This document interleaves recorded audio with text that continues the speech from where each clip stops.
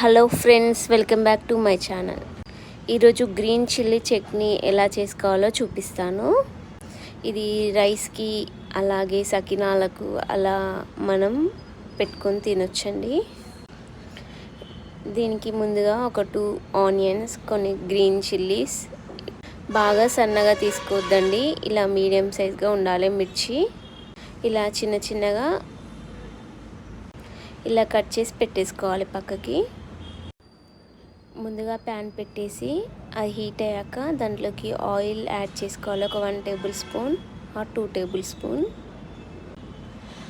దీంట్లోకి మనం ముందుగా కట్ చేసుకున్న ఆనియన్స్ మరి పెద్దగా అవసరం లేదండి కట్ చేసుకోవడం, ఎందుకంటే మళ్ళీ దీన్ని పేస్ట్ చేసుకుంటాం కాబట్టి ఎలా అయినా కట్ చేసుకోవచ్చు. కొద్దిగా వేగాక దాంట్లోకి మనం కట్ చేసుకున్న మిర్చీస్ కూడా వేయించి పక్కకు పెట్టేసుకోవాలి. దీంట్లోకి ధనియాలు, జీలకర్ర, నువ్వుల పొడి కూడా వేసుకోవాలండి.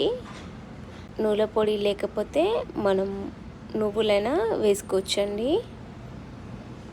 నా దగ్గర అయితే ఇప్పుడు రెడీగా ఉంటుంది, అందుకే నేను పౌడరే వేసాను.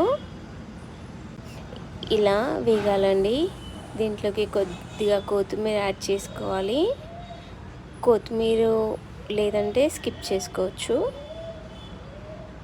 That is your choice. Mixing జార్లో వేసేసుకొని కొద్దిగా పసుపు,